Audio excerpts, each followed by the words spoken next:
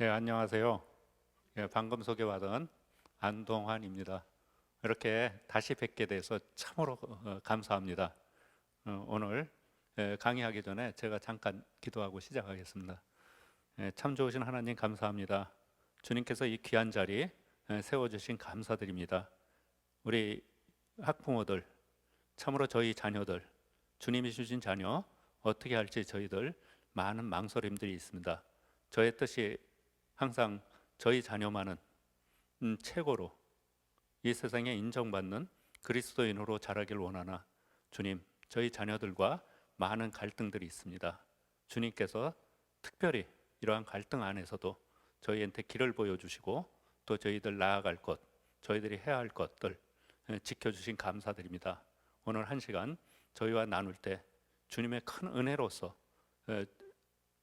저희들이 자녀를 양육하는데 큰 지혜를 얻을 수 있도록 주님 이끌어 주옵소서. 오늘 제 강의에 쓸데없는 말들이 있으면 주님 지워주시고 꼭 필요한 것만 나누는 시간 될 수 있도록 주님 같이 하여 주옵소서. 모든 것 우리 주 예수 그리스도 이름 받들어 기도드렸사옵나이다. 네, 감사합니다. 오늘 저희하고 같이 나눌 이야기는 성경적 부모관이라고 해서 신앙적인 자녀 양육을 어떻게 할 건가, 이런 것들을 제목으로 같이 나누는 시간 갖도록 하겠습니다. 먼저 메슬로의 인간 욕구 5단계 이론을 비롯해서 하나하나 같이 살펴나갈 것입니다. 먼저 제 소개는 간단히 끝나고요. 그림을 같이 보면서 이 그림이 여러분들한테 어떤 의미로 도달되는지 한번 잠깐 생각해 볼까요?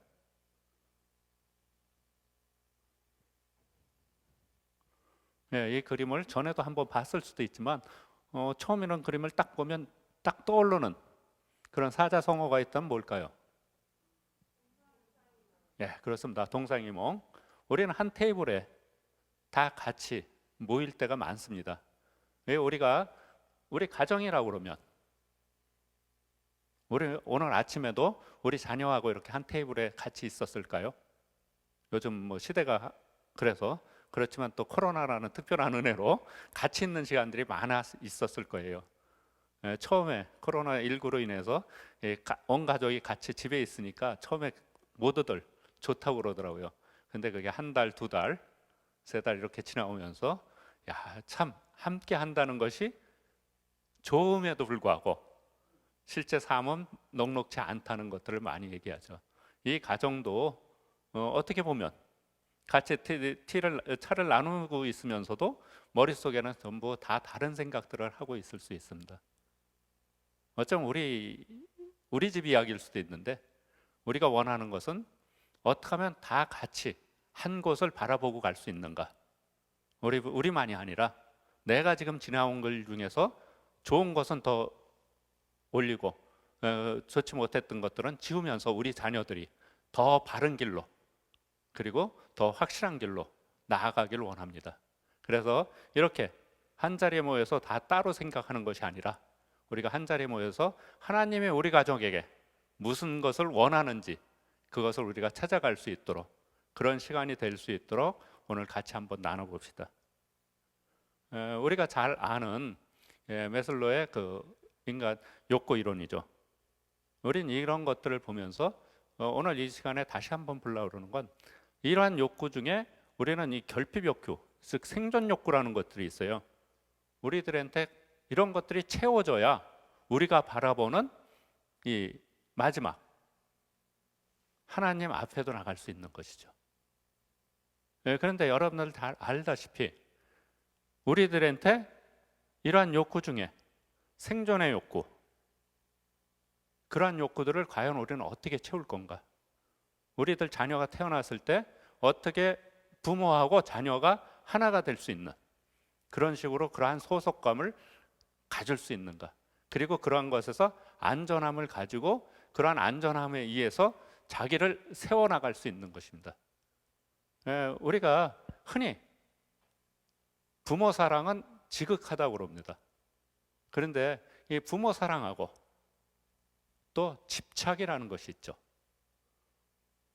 우리 이 집착은 과연 무엇인가? 내 아이만 최고. 그래서 같이 붙어 있는 이러한 집착들, 우리 이렇게 말할 수도 있어요.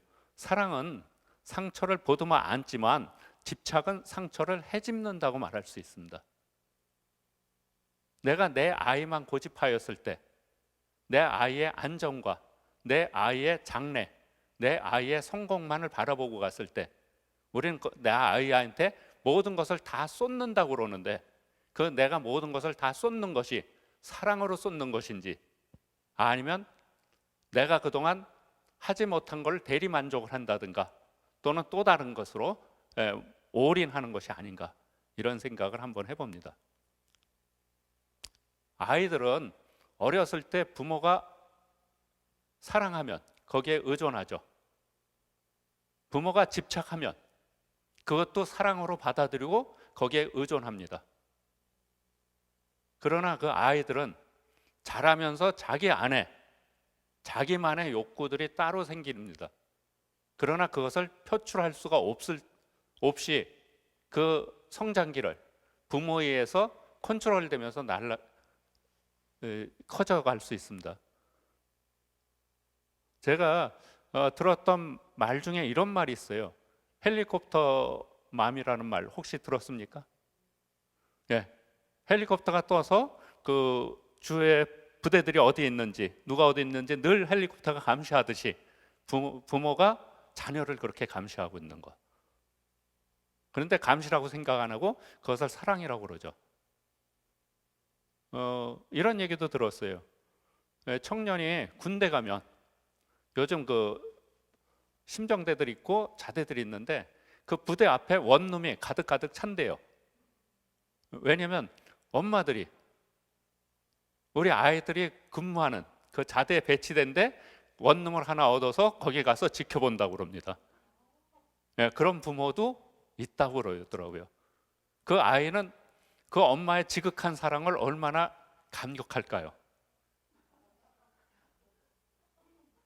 왜?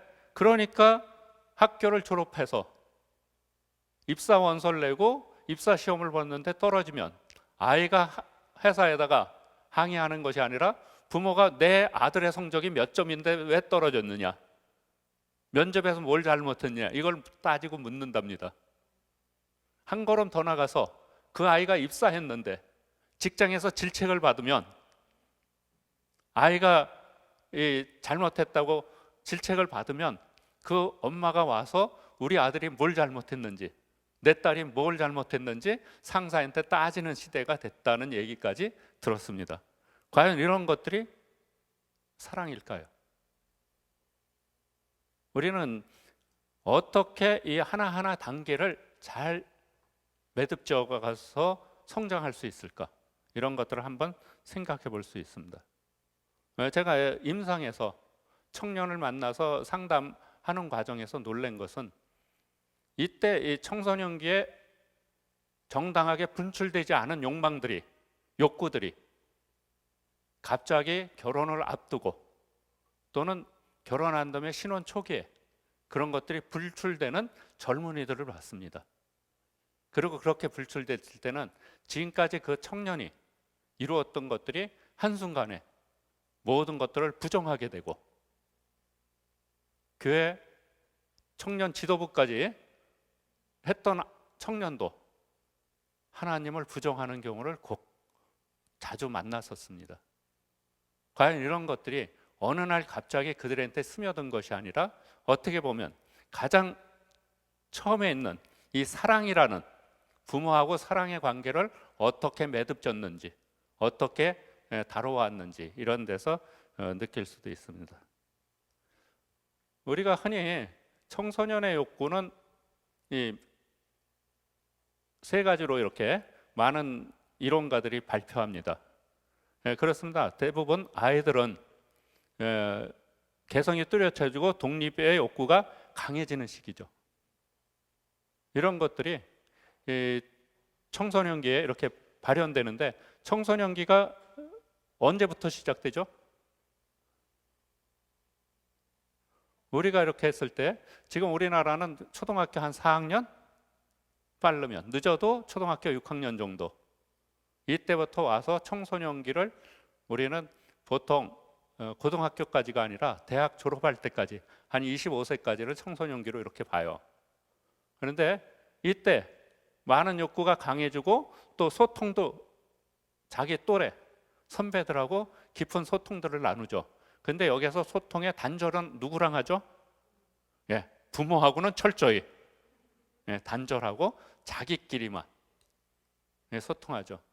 그래서 여기에서 이제 기성세대에 대한 꼰대에 대한 이런 것들이 나타나는, 그래서 자기감으로만 있게 되는 이러한 것들을 우리는 표현할 수 있죠. 그래서 이런 것들 때문에 우리는 요즘은 초등학생들도 핸드폰을 갖고 있더라고요. 핸드폰이 없으면 친구하고 소통이 되지 않는데요. 그런데 그 핸드폰이 필요하다고 그러지만 그걸 아이들이 어디에다 쓰는가, 이것도 또 한번 볼 수 있는 거죠. 소통의 도구, 이 소통의 욕구들이 막히면 아이들은 어떻게 해요? 자신과 자신, 자기 안에서만 소통하려고 들어요. 이런 것들이 선천적인 자폐가 아니라 우리는 후천적인 자폐라고 얘기하죠.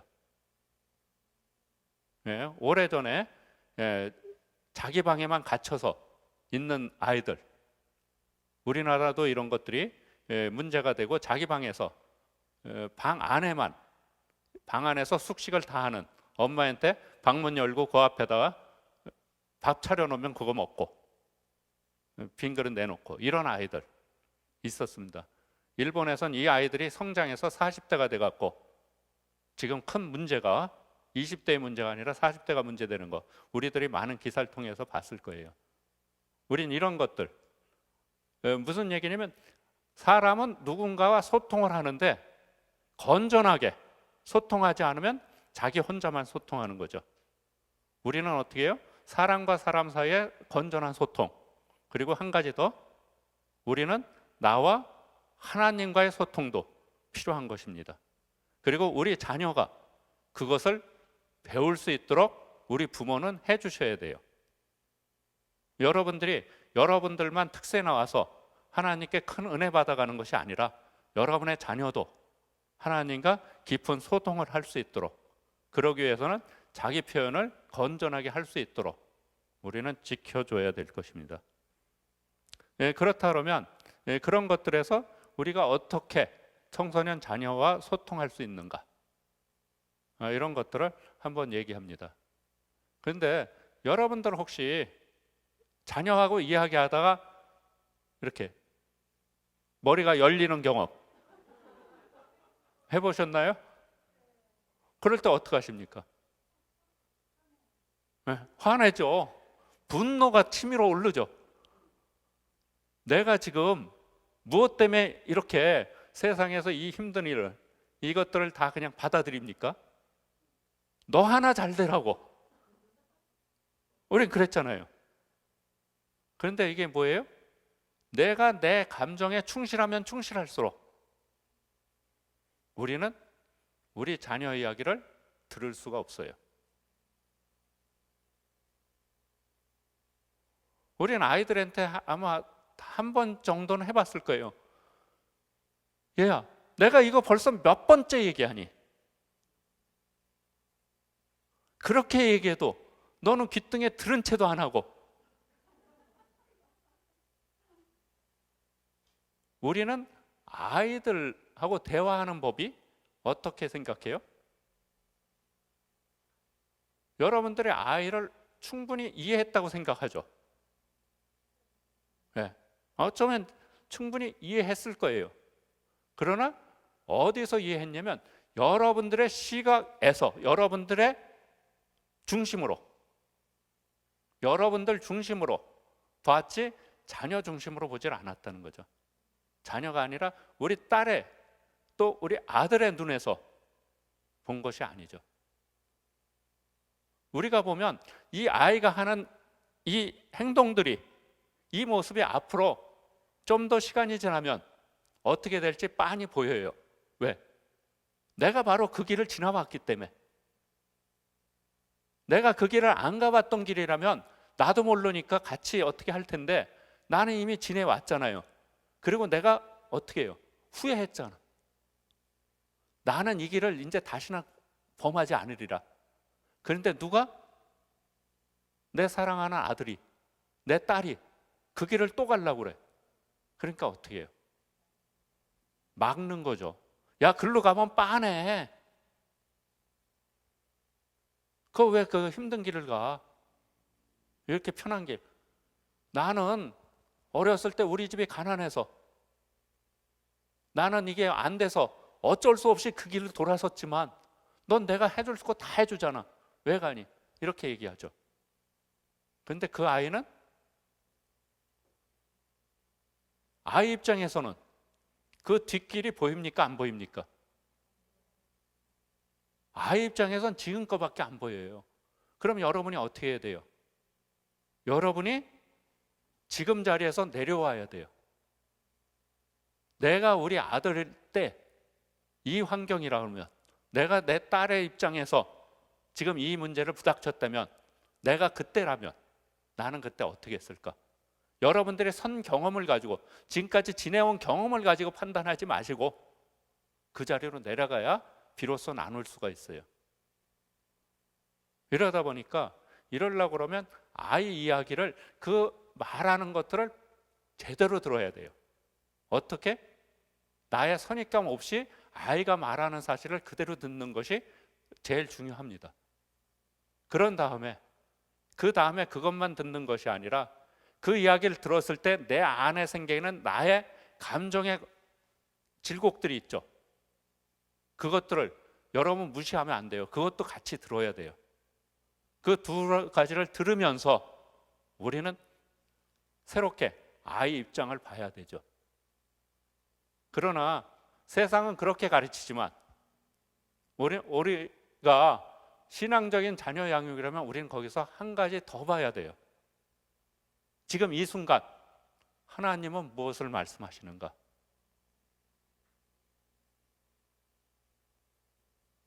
이제 자녀가 좀 컸으면 얼마 안 있으면 이제 수능이 곧 앞으로 다가옵니다. 즉 수능이라는 건 무엇을 말하죠? 수능 자체가 아니라 그 다음에 대학 입학이라는 걸 얘기하죠. 우리 아이들이 어느 학교를 갈 건가? 여러분, 우리 자녀를 어느 학교로 보낼 건가? 우리 자녀가 무엇을 공부하길 원하는가? 내가 우리 자녀가 어떻게 되길 원하는가? 이것은 꼭 일치 안 할 수도 있어요. 그럼 여러분은 어느 쪽을 먼저 선택합니까? 우리 자녀가 원하는 것을, 원하는 공부를, 그걸 먼저 생각하나요? 아니면 여러분들이 생각했을 때 우리 아이는 이렇게 해야 돼. 우리 아들의 상황을, 내 딸의 상황을 이 세상에 누구보다 제일 잘 아는 사람이 누구예요? 부모잖아. 그러니까 내가 충분히 안다고 너를, 그러니까 너는 그 길이 아니라 이렇게 해야 돼. 이렇게 얘기 안 합니까? 이렇게 말하는 저도, 지금 제 딸이 이제 40이 넘었지만 걔가 대학 갈 때 걔가 자기는 건축학을 하고 싶대요. 딸인데. 그런데 그때만 해도 제 생각에, 야, 건축 이 공부를 끝나서 얘가 앞으로 이렇게 한다 그러면 그거 별로 추천하고 싶지 않아요. 그래서 어떻게 했어요? 살살 꼬드겨 갖고 자연과학부라는 거 있어요. 그쪽으로 밀었어요. 그랬더니 얘가 또 말 잘 듣고 그쪽을 택해서 자연과학부 들어가서 물리를 전공했어요. 그런데 한 1년이 지나니까, 아빠, 저 이거 공부 못 하겠어요. 하게 하고 싶은 게 따로 있대. 그래서 재수해서 다시 학교를 가겠대. 그럼 어떻게 해요? 그 말 들어줘야 되잖아요. 그런데 들어주지 않고 또 살살 꼬드겼어요. 예. 그건 네가 하고 싶은 거 해도 돼. 어떻게? 복수 전공하면 돼. 한번 복수 전공하렴. 너 2개 다 공부하면 얼마나 좋으니? 그래서 그 아이가 2번째 복수 전공을 합니다.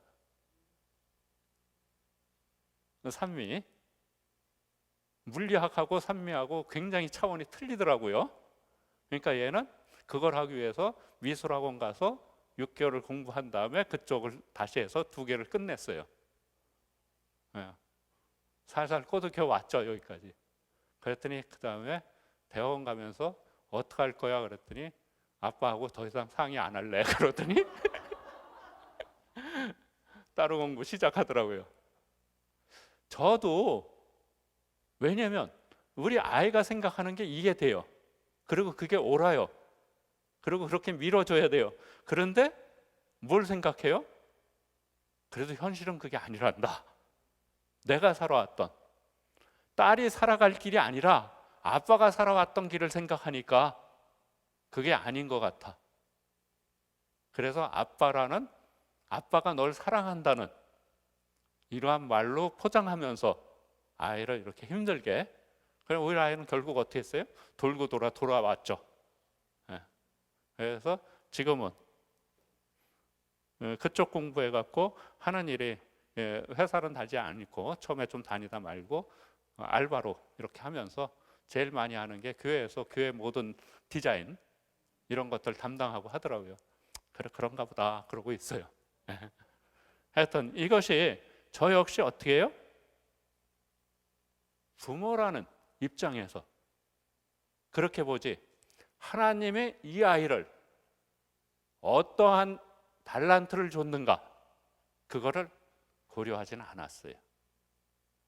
왜 이런 얘기를 하는 것은 여러분들의 경우 과연 우리들이 아이하고 어떻게 소통하는가? 아이가 원하는 대로 다 들어줘라. 그럼 어떻게 해요? 버릇없는 애 키운다고 그러죠. 버릇없는 아이 키우는 것이 아니라 다 들어줬을 때 여러분들은 그 아이를 위해서 우리가 할 수 있는 것들이 있습니다.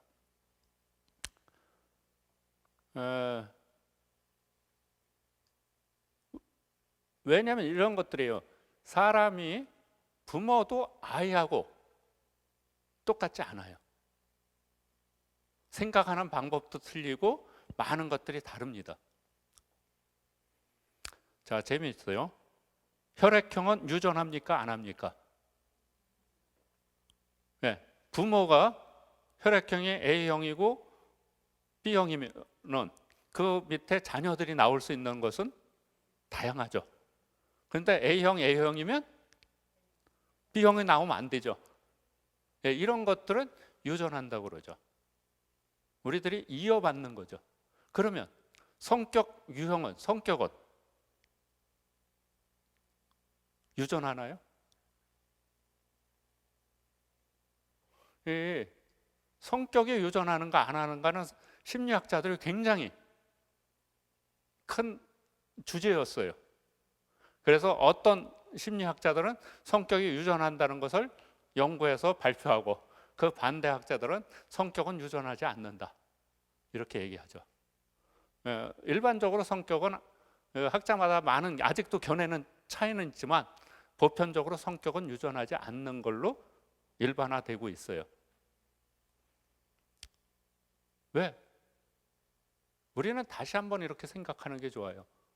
하나님이 우리를 어떻게 했어요? 만드셨죠. 여러분 다 동의하죠? 근데 하나님이 사람을 만들 때 어떻게 만드셨습니까? 자기 형상대로 만들었어요. 그러면 나는 하나님 형상대로 만들어졌죠. 그럼 나의 성격은 하나님 성격 중에 한 부분이에요. 내 자녀는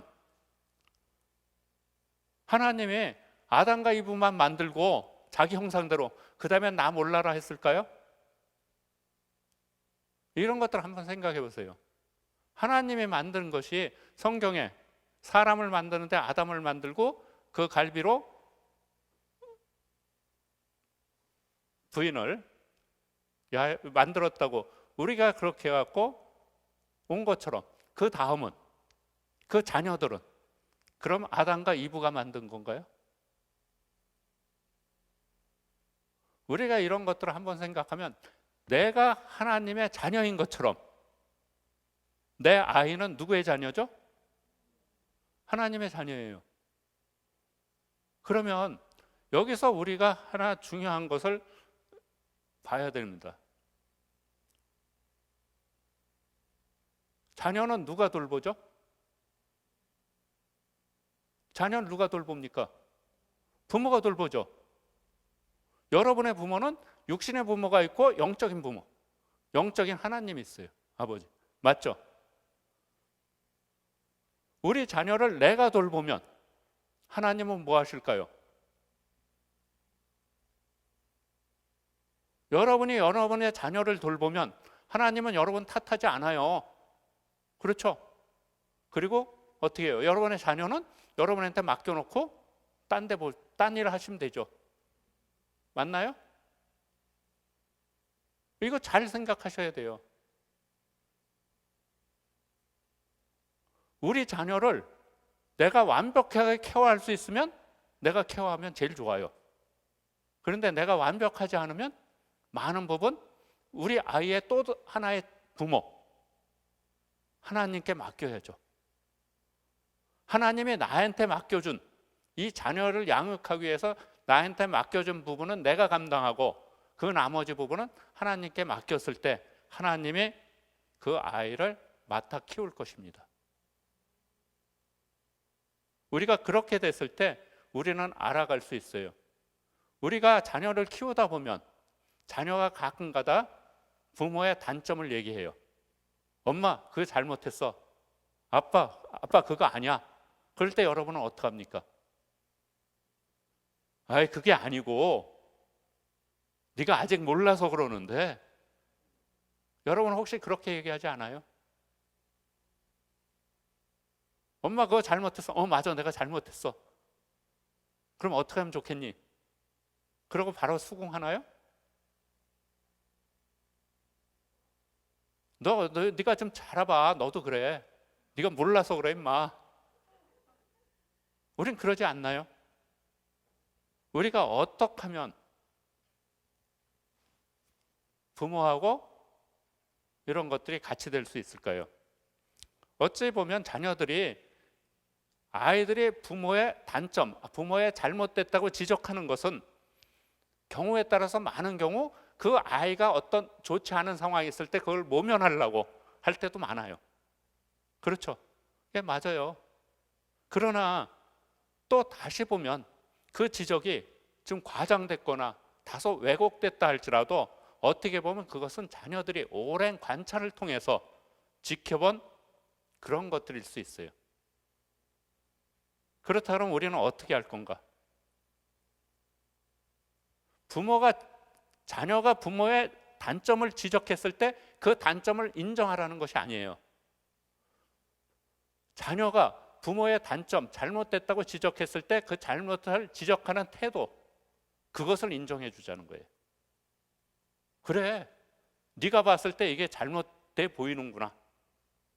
그럴 수도 있다.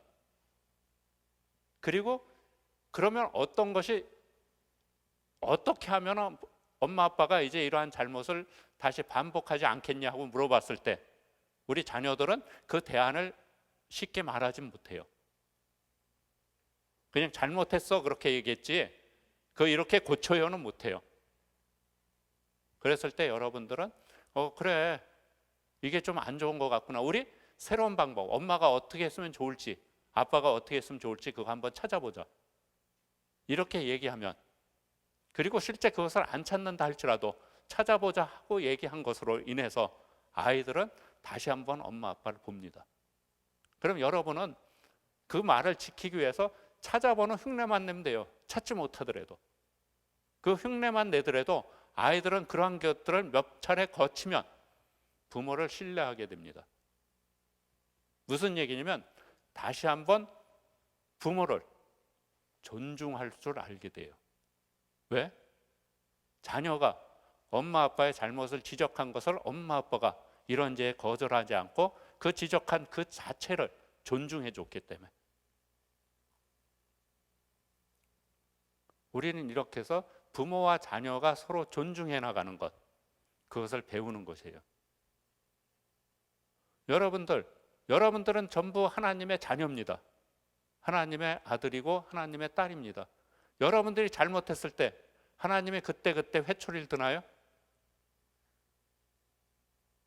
그때 야 임마 내가 너를 위해서 선지자 몇 명을 보냈고 너한테 귀가 닳도록 목사님이 매주 말을 했는데 너 왜 또 이랬어?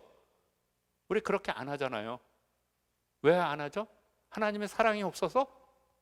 여러분을 더 이상 자녀로 여기질 않아서 네가 멋대로 커라 그러고 방치하는 건가요? 아니죠. 하나님이 여러분을 존중해서 여러분이 다시 그것을 깨달았고 돌아오길 기다려주는 거죠. 우리는 왜 우리 자녀한테 하나님이 나한테 대한 것처럼 대하지 않나요? 여러분이 하나님한테 받은 것처럼 여러분의 자녀를 대한다 그러면 여러분의 자녀는 여러분을 보면서 하나님을 알게 돼요. 하나님의 사랑을 우리 자녀가 어디서 배우나요? 주일학교 전도사님한테, 목사님한테 들을 수 있어요. 그렇지만 듣는 것이 아니라 보고 느낄 수 있는 것은 바로 여러분을 통해서예요. 우리 부모를 통해서예요.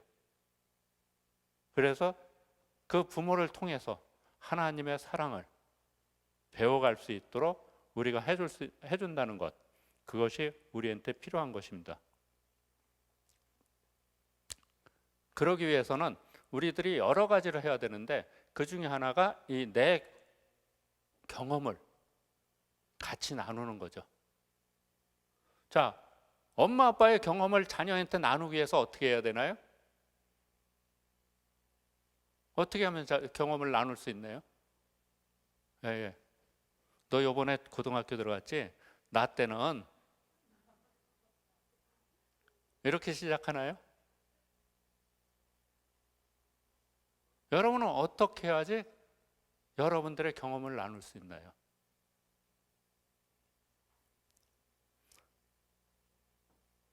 자녀는 가르치는 대로 커가는 것이 아니라 본대로 자라니까요. 그가 본대로 그대로 커나갑니다. 저희 아이 얘기해서 뭐하지만 이제 다 큰 녀석들이지만 걔네들이 제일 힘들어했던 게 뭐냐면 제가 직장 때문에 대전에서 연구단지에서 살았거든요. 그러다 보니까 뭐냐면 우리 아이들이 고등학교 졸업하니까 다들 서울로 가더라고요. 그래서 서울에서 이렇게 학창 생활하면서 대전 집으로 오는 게 첫 1학년 때 신입생 1학기 때는 자주 오더니 2학년, 3학년이 되니까 연례 행사예요. 명절날 그리고 생일날. 생일날은 가끔 가다. 자신 생일 말고 부모 생일 어쩌다 내려오고 그렇지 않으면 거의 명절 때 내려오고 잘 안 내려와요. 그런데 어쩌다가 우리 아이들이 내려올 때가 있어요. 그럼 언제 내려와요? 주말에 내려오죠. 주말에 우린 뭐해요? 주말에 목장 모임, 여기 다락방 모임 하잖아요. 우리 다락방 모임도 집에서 했거든요. 그럼 어떻게 해요? 우리 오면 나이대가 많으니까 꼬맹이들도 많아요. 예배가 방해되고 이래요. 그런데 갑자기 띵동하면서 아들, 딸이 딱 들어오면 어떻게? 야야 너 잘 왔다. 얘네들 좀 네가 봐라. 그리고 걔한테 맡기죠. 우리 딸 아들이 얼굴이 어떻게 될까요? 얘네들 입장에서는 저도 몰랐어요. 나중에 얘기해서 들었는데 자기들 입장에선 서울에서 이것저것 지쳐갖고 모처럼 집에 가서 쉬려고 그냥 한번 좀 집에 가서 푹 쉬겠다고 내려왔는데 오는 날이 장날이라고 뭐예요? 올 때마다 왜 집에 웬 식구들이 우리 애는 이미 서울 생활했기 때문에 대전에 제가 다락방 식구들을 잘 몰라요. 몇 명은 알지만 그러니까 대부분 낯선 사람이야. 그런데 그 사람들의 자녀를 자기한테 돌보라고 맡기죠. 이게 죽기보다 싫었대요. 그래서 대전 내려오기가 더 싫었대요. 나중에 들었어요. 이 아이들이 그러면 뭐라고 그래요? 이 아이들은 내가 중고등학교일 때는 주일마다 집에서 라면 끓여 먹으라고 그러고 엄마 아빠는 교회 생활하고 이게 뭐냐고 늘 그랬어요. 그래서 얘는 뭐라고 그랬어요? 나는 이제 크면 엄마 아빠처럼 그런 교회 안 다녀 이랬거든요. 그런데 얘네들이 지금 뭐 하는 줄 알아요? 지들 다락방에서 다락방 식구 저보다 더 챙겨요. 왜? 지들이 말은 그랬지만 본 것이 그것이기 때문에 우리는 어떻게 나의 경험을 나눌 건가? 여러분, 출애굽해서 가나안까지 가는 그 유대 백성들의 여정들이 있었어요. 그러다 그 중에 많은 것들이 있는데 그 중에 한 번, 요단 강물을 건넜던 적이 있죠. 어떻게 해요? 장로들이 처음에 발을 디디니까 물길이 끊어지고, 물길이 끊어져서 백성들이 다 건너갔죠. 그 다음에 장로들이 건너왔어요. 그때 하나님이 뭐라고 그랬죠? 그 다음에 너희들 디뎠던 돌을 하나씩 갖고 와서 여기다 돌담을 세워라. 왜? 왜 세우라고 그랬어요? 나중에 먼 후일에 너의 자손이 이 돌담이 무엇냐고 묻거든 오늘 있었던 이 일을 이야기해 주려. 그렇게 해서 그 믿음을 계승하게 했죠. 우리는 우리 가정에 이 돌담 같은 기념비가 얼마나 있나요? 내가 하나님과 만났던, 내 자녀가 하나님과 만났던, 우리 가족이 하나님을 만났던 그 순간을 기념하는 그런 것들이 여러분 집에는 어떤 것인가요? 우리 집에 들어가면 십자가 하나 있으니까, 우리 집에 서고에 성경책이 있으니까 우리는 믿는 자들이야. 그냥 이걸로 끝나나요? 여러분들 한번 권합니다. 한번 여러분들 집에 여러분들의 기념비, 여러분들의 돌탑을 세워보세요.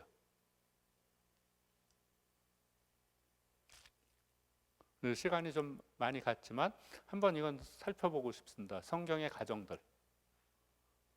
제가 상담을 하면서 많은 것들을 보는데 저는 가정 다시 세우기를 하거든요. 하나님이 이 세상을 창조하고 그 다음 하나 더 우리 인류를 위해서, 사람들을 위해서 세운 것이 교회하고 가정입니다. 그런데 어떻게 해요? 세대가 지나다 보니까 가정들이 자꾸 흩어져요. 깨져나가요. 그래서 그 가정을 다시 세우는 것을 하나님이 저한테 사명으로 줬고 저는 그 일을 지금까지 해오고 있다고 하고 있습니다. 그러다 보니까 그렇다면 어떤 가정들이 있는가? 이게 제 궁금했어요.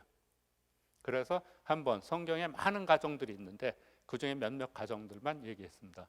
이거는 저는 신학을 안 했기 때문에 신학적인 얘기는 잘 모르겠어요. 여기는 그냥 심리학, 상담학적으로 한번 이 가정들을 봤으니까 여러분들이 생각하는 신학적인 그런 거하고 좀 이렇게 배치된다 그러면 여러분 이게 무슨 소리지 그러지 마시고 반드시 목사님이나 전도사님들한테 신학적으로 다시 한번 검증받고 바로 세우기 싶습니다. 오늘 제가 하는 얘기는 그냥 상담학적으로 가정을 보니까 좀 이렇게 신학 쪽에서는 좀 벗어난 얘기가 있을 수도 있어요. 그래서 처음에 이제 우리 아브라함과 사라, 여러분들 다 아는 가정이죠. 이 가정을 보면 아브라함과 사라, 제가 이 가정이 제일 궁금해서 이 가정을 보게 된 여러 가지가 이유였지만 제일 궁금한 건 사실 하나님이 가정을 어떻게 만들었는가예요. 가정은 어떻게 해야 가정이 되죠? 남편과 아내가 있어야 돼요. 그러면 저는 하나님이 이 세상에 가정을 만들 때 한 남편에 한 아내를 만들었는지 아니면 한 남편에 여러 아내를 만들었는지 아니면 한 아내에 여러 남편을 만들었는지 이게 궁금했어요. 왜냐하면 하나님을 믿고 이렇게 처음 시기에 제일 헷갈렸던 거는 성경책을 읽으면 많은 가정들이 나오는데 대부분 여러 사람들하고 같이 살아요.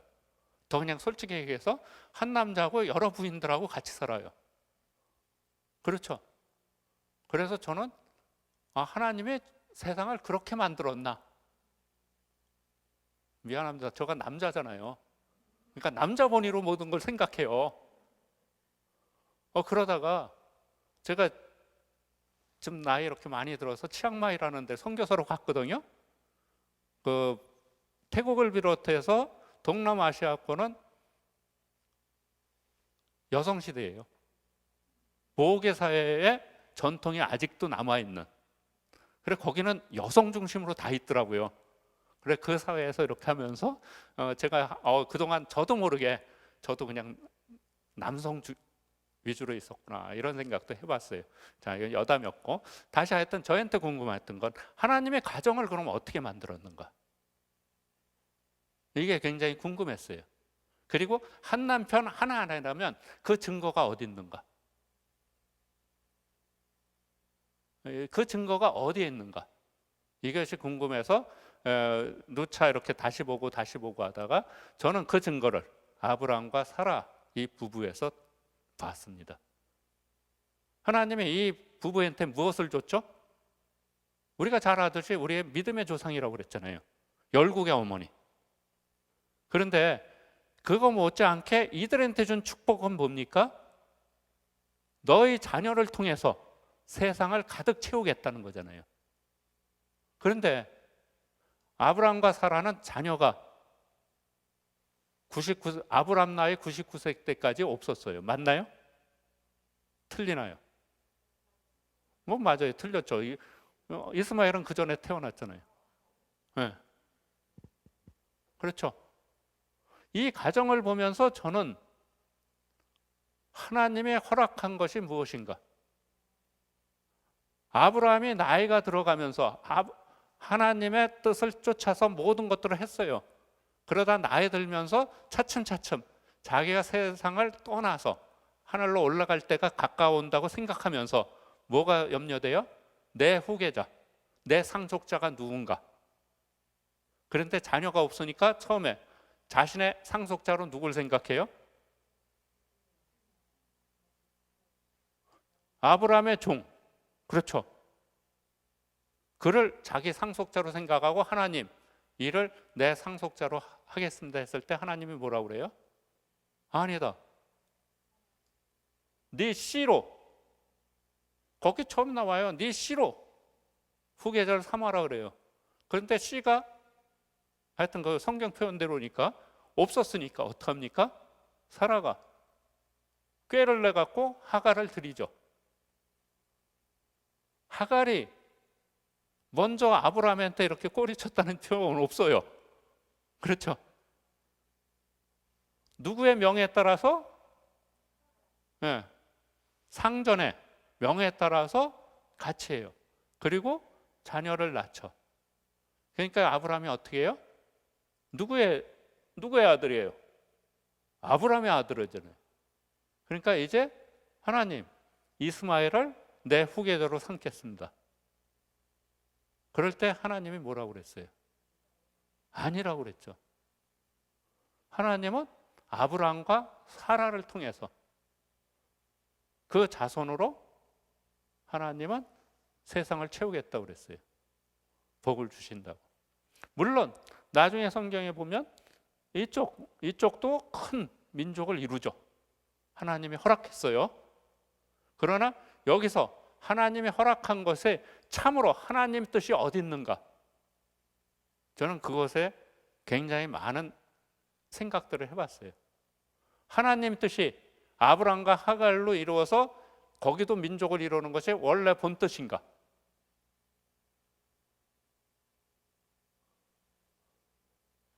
하나님은 에덴 동산을 만드셨죠. 그리고 거기에 머물라고 그랬어요. 그러면 에덴 동산에 우리가 머물었으면 우리는 지금도 에덴 동산에 있겠죠.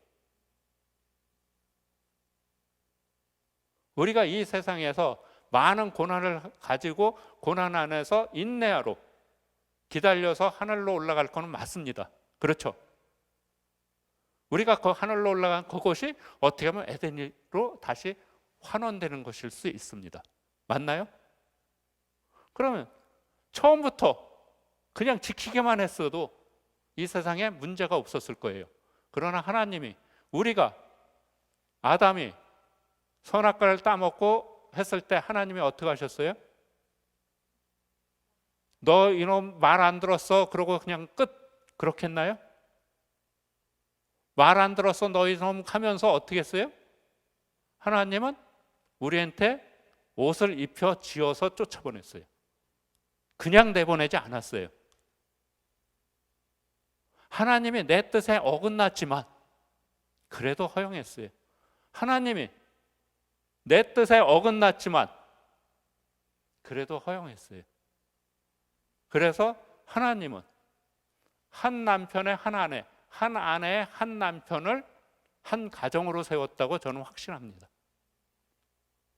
물론 이 다음에도 여러 사람들이 어울리지만 하나님의 본뜻은 아니라고 생각합니다. 이게 왜 그러냐면 우리들이 성경적인 부모관이 과연 뭔가, 여러분들의 가정에,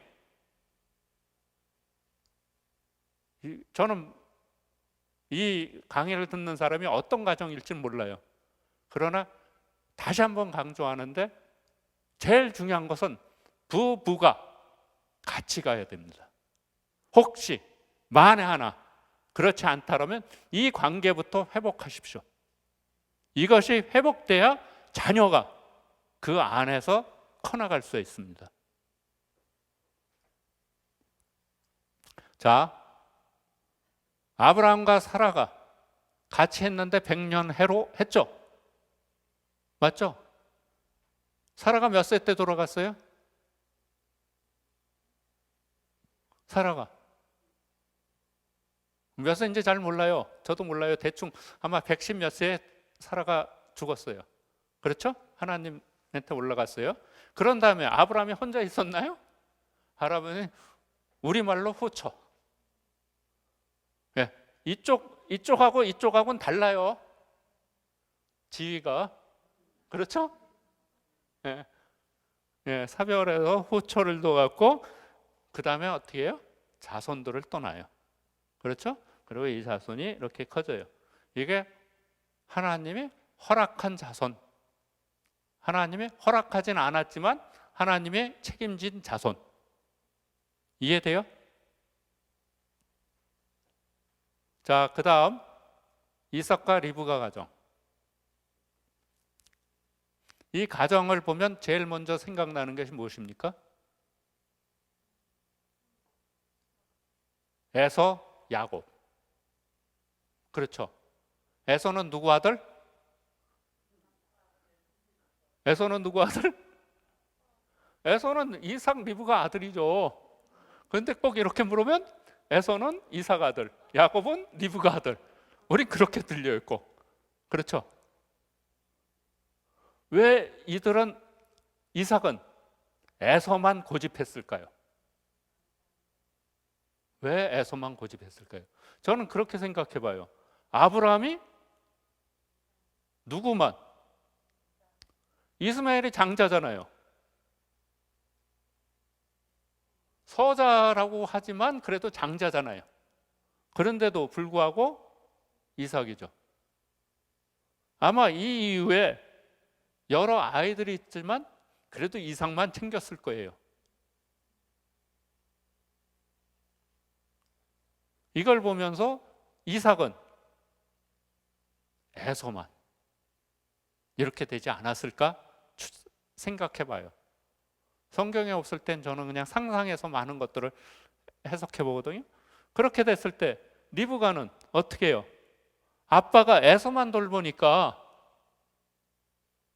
엄마 입장에서는 이 야곱이 측은하고, 그래서 야곱을 돌보다가 글로 이제 쏠린 거죠.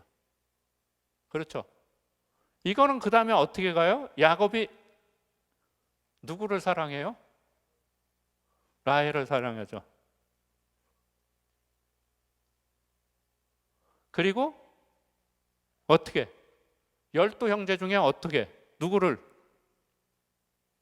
얘네들을 지극히 사랑하죠. 그러면서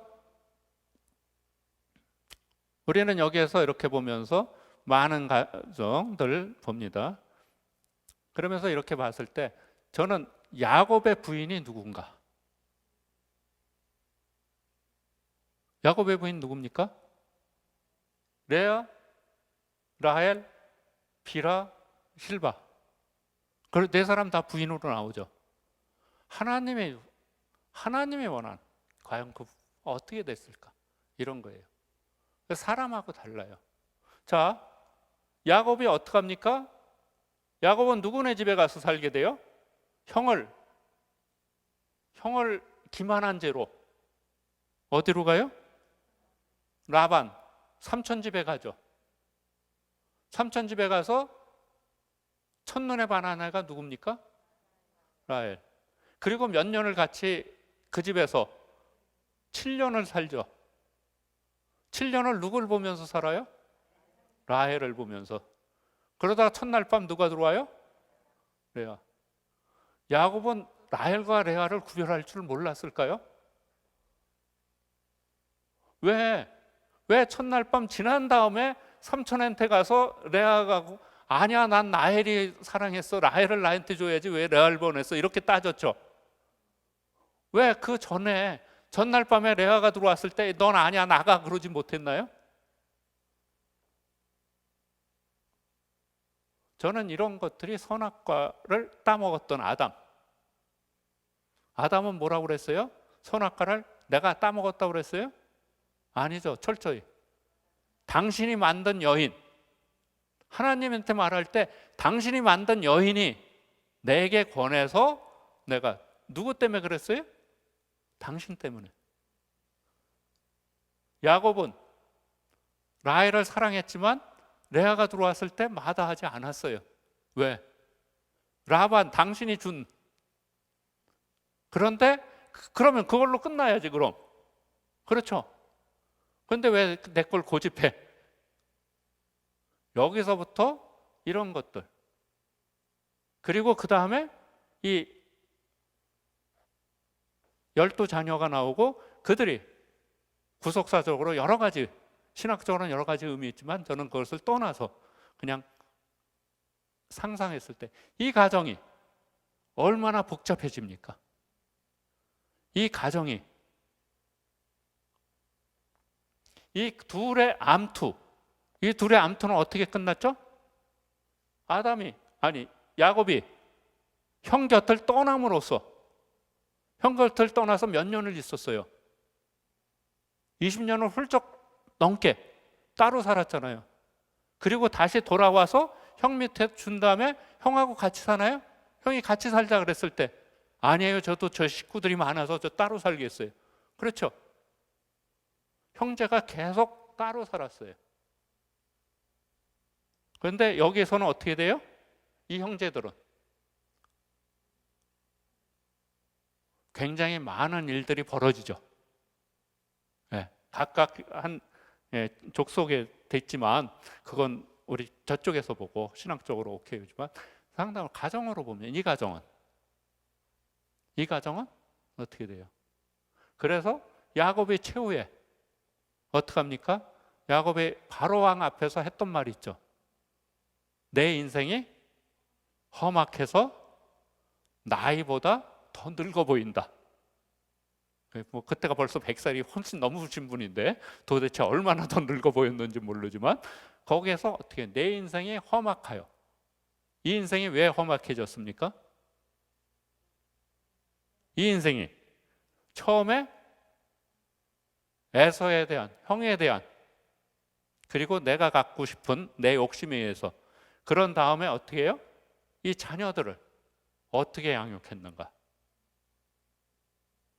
이 자녀들의 양육 때문에 이 부인들 받고, 그것 때문에 인생이 험악해진 거지 하나님이 험악하게 만든 거 아니에요.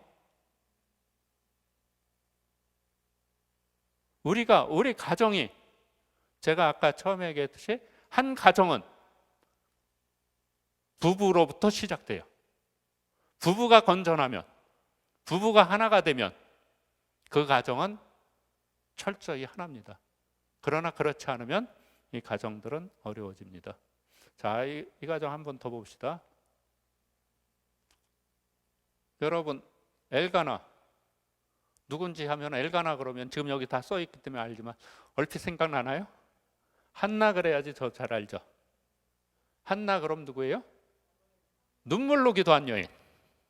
그렇죠. 그리고 눈물의 기도가 들어준. 이게 왜 기도했습니까? 아이를.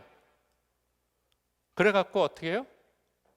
하나님의 기도를 들어주니까 아이를 갖게 되고 이 아이를 갖게 됨으로써 많은 자녀들을 이후에 사무엘 이후에 많은 자녀들을 갖게 되죠. 그렇죠. 그런데 한나가 사무엘을 얻으면서 하나님한테 뭐라고 그랬어요? 이 사무엘을 하나님이 나한테 아이를 주면 아이를 어떻게 한다고? 하나님께 드리겠습니다. 네, 참 좋아요. 이 다음부터는 이제 제가 또 이 상담학자로 상상을 생각해 봅니다. 우리는 오랫동안 고대하던 아들이 나왔어요. 그렇죠. 이 아들을 어떻게 키울 거예요? 완벽하게 키워야죠.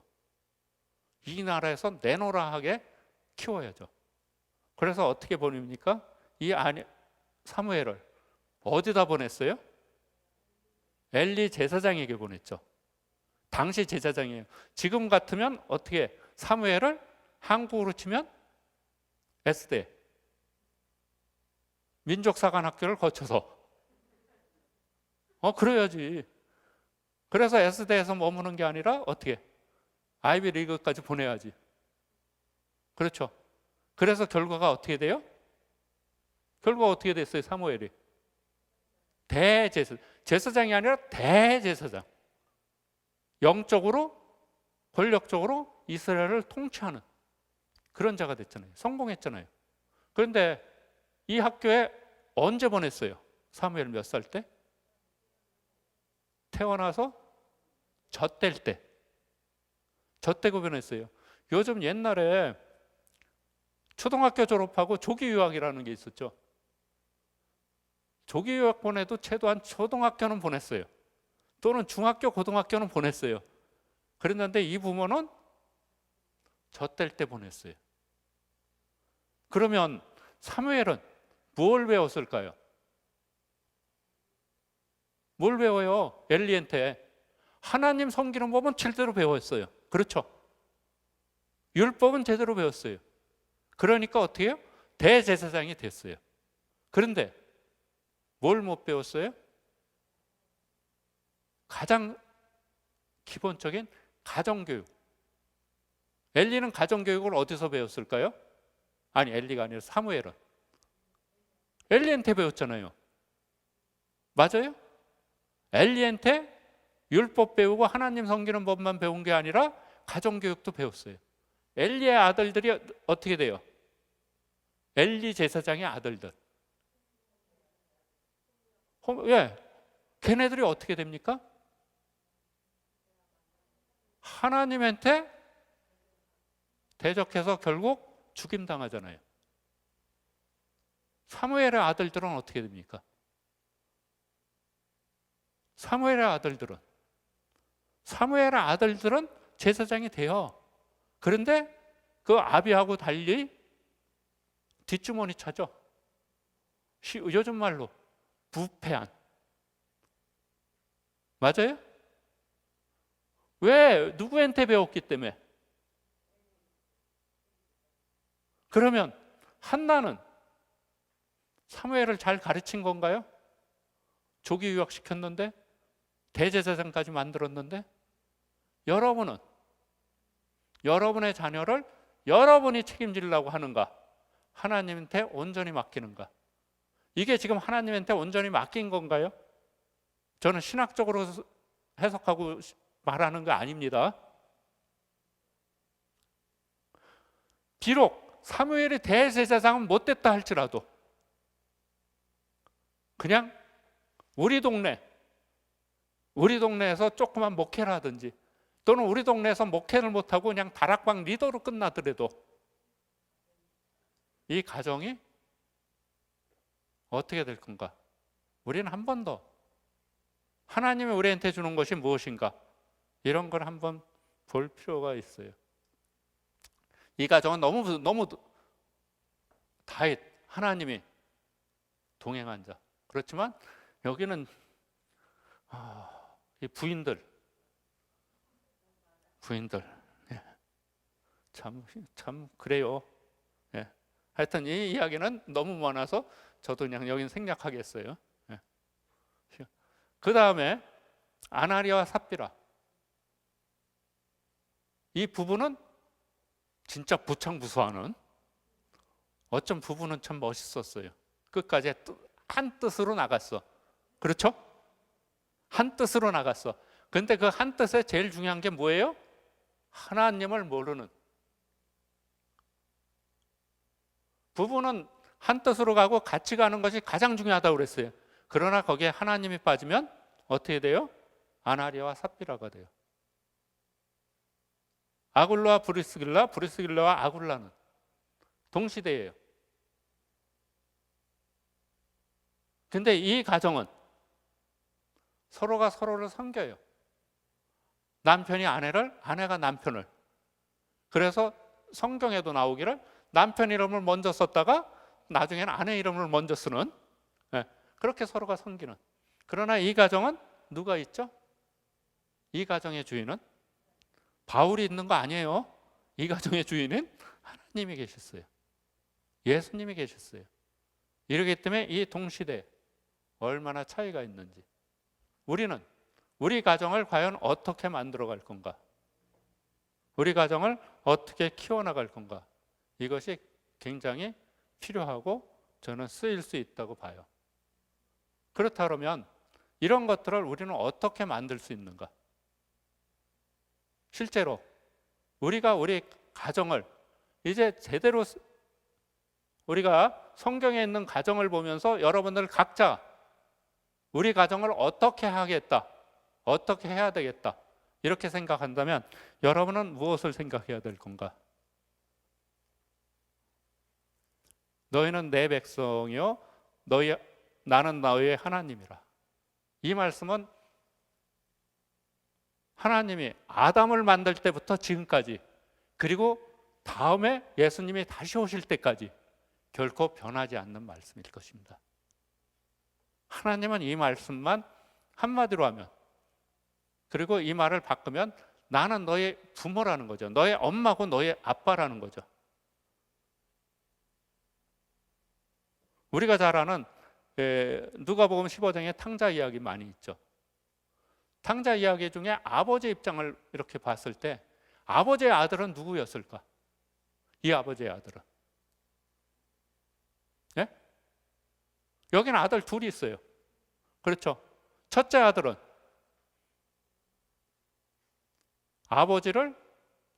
저는 아버지를 잊어버리고 산 아들이라고 봐요. 왜? 이 첫째 아들은 뭐라고 고백했어요? 나는 아버지 뜻을 하나도 어김이 없었어요. 누구처럼? 하인이 아버지를, 상전을 섬기는 것처럼. 아들 입장은 아버지가 하나의 상전이었어요. 아버지가 아니라. 그래서 아버지가 아버지였음을 잊어버린 아들. 자신은, 그 다음에 둘째 아들은 뭐예요? 둘째 아들은 어떻게 했습니까? 중간에 먼저 돈을 가져가고 허당망탕하게 썼어요. 그 다음에 돌아올 때 어떻게 돌아왔어요? 내가 아버지의 아들로 이제 더 힘드니까, 세상살이 더 힘들어서 이제 하지 못하니까 아버지 제 잘못했어요. 아버지 밑에 다시 돌아갑니다. 이랬나요? 아니잖아요. 아버지가 아니라 주인이 종에게 하듯이 저를 종이라 여기고 주시고 거기에서 먹고 자게만 해주세요. 즉 뭐예요? 아버지의 아들임을 포기한 아들이에요. 그런데 아버지는 어떻게 했죠? 그 포기한 아들한테 반지를 주고 신발을 새로 주는 아버지. 그리고 아버지인 것을 잊어버리고 살았던 큰아들한테는 내가 너와 함께 있고 이 모든 것이 네 것인 줄 왜 모르냐? 내가 가진 이 모든 것이 바로 네 것인 걸 왜 모르냐 그랬죠. 다시 한번 봅시다. 우리는 누구예요? 하나님의 아들, 딸이죠. 그럼 하나님은 지금 뭐라고 그래요? 하나님이 갖고 있는 이 모든 것, 그것이 다 네 것인 줄 너희는 왜 모르냐? 그것이 다 내 것이라고 그러면 내 자녀도 하나님이 다 살펴주고 돌봐주신다는 거죠. 왜 그거를 모르고 너는 네 자녀를 내 아들, 내 딸이라고 내 품에만 놓으려고 하는가? 우리는 그런 것들을 한번 봐야 돼요. 그러면서 우리는 어떻게 할 건가? 여러분들한테 한번 권하는 것은 여러분들의 비전 선언문, 여러분들 가정의 비전 선언문을 만들어 보라는 거예요.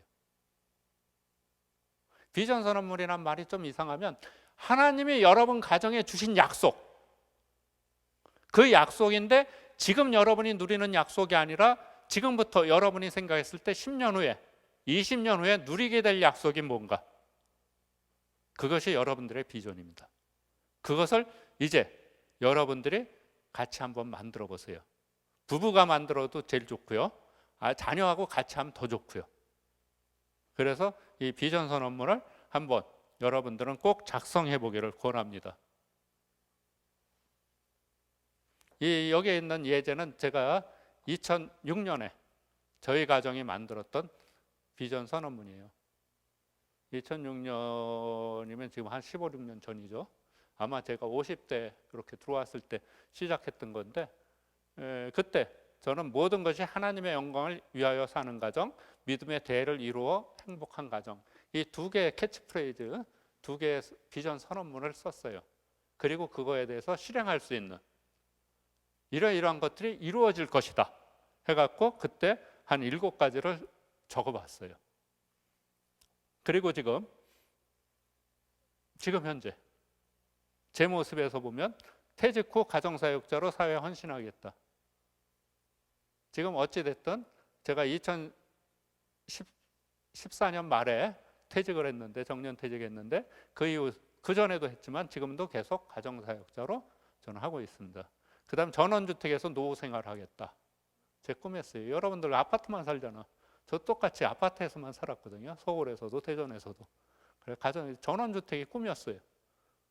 그래서 전원주택 그랬더니 얼마 전에 태국으로 쫓아내고 거기서 큰 정원주택 참 잘 누리고 있었습니다. 그 다음에 이제 복지시설 이런 걸 운영하겠다. 그런데 저한테 이걸 직접 운영하지 못했고 저를 글로 보내니까 그쪽에 있는 복지시설 같이 협력하게 되더라고요. 그럴 수 있는 기회를 주셨고 1년에 선교지 한 번만 방문하겠다. 2006년 이때 저는 저희 교회에서 유일하게 단기 선교 한 번 안 간 악명 높은 그런 장로였습니다. 그러나 이제는 어떻게 해요? 선교지 1년에 한 번 방문이 아니라 선교지에서 살게 만들었었고 해외여행을 매년 하게 됐고 딸은 이때 이제 아까 얘기했죠. 디자인을 통해서 공부해서 이렇게 하겠다고. 이때는 아직 딸아들 다 결혼하기 전이었는데 지금들 다 결혼해서 그런 대로 이런 가정을 삽니다. 자녀 여기서 2명에서 1명 줄여서 자녀 1명으로 끝났고요.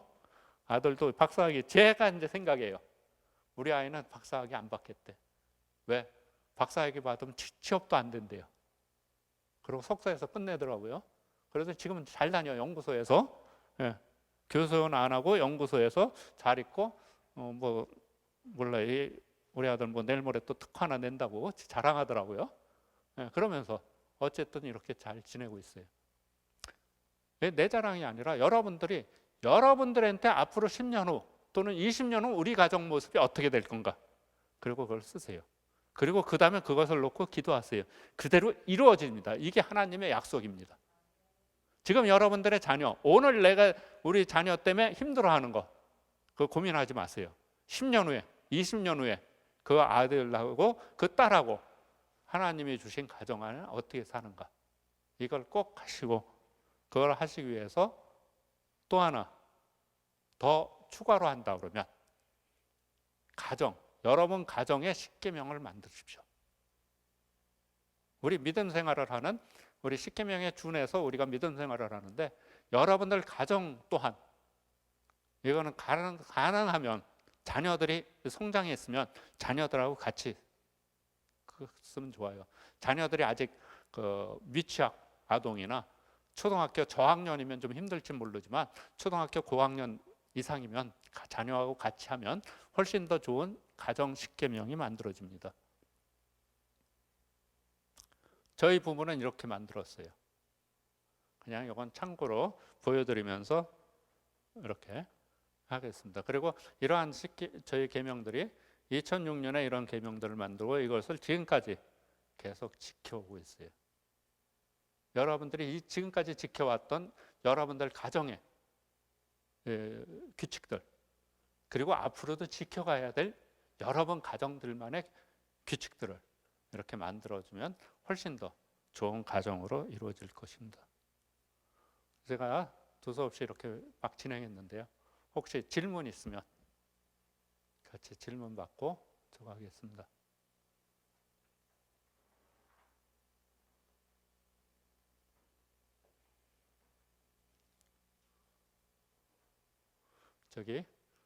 항상 이렇게 보면 질문하면은 질문이 많지 않더라고요. 제가 느낀 게 제 강의가 워낙 완벽해서 질문할 것이 없다고 이렇게 저 나름대로 생각합니다. 자, 기도하고 마치도록 하겠습니다.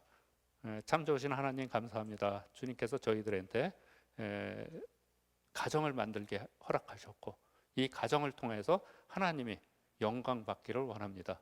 주님, 저희가 지금까지 제 욕심에 의해서, 제 명예에 의해서 모든 것들을 저희 일방적으로 해왔다면 주님, 이 시간 깊이 하나님께 용서를 구하며 다시 한번 하나님이 저희 가정에 주신 그 뜻을 찾아가길 원합니다. 하나님이 저희 가정에 주신 그 모든 것들에 저희들이 따라가면서 참으로 하나님이 원하시는 그러한 가정 될 수 있도록 지켜주옵소서. 오늘 또한 이 강의에서 제가 불필요한 이야기들을 하였으면 여러분들 기억에서 전부 사라지게 하여 주옵시고, 하나님이 꼭 말씀하시고 하나님이 저희 가정에 준 것만 저희들이 붙들고 나아갈 수 있도록 주님 이끌어 주옵소서. 주님께서 저희 각 가정 축복해 주신 감사드리며 모든 것 우리 주 예수 그리스도 이름 받들어 기도드렸사옵나이다. 아멘.